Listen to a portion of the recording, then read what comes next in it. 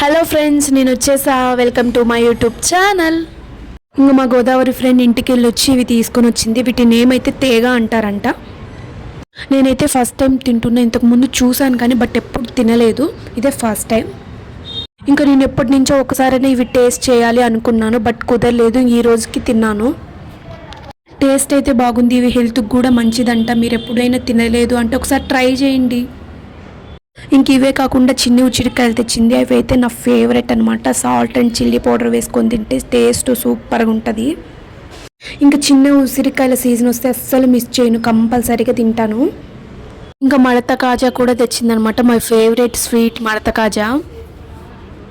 మనం మడత కాజా తినేటప్పుడు అందులోంచి వచ్చే షుగర్ సిరప్ చాలా బాగుంటుంది. నాకు చాలా ఇష్టము.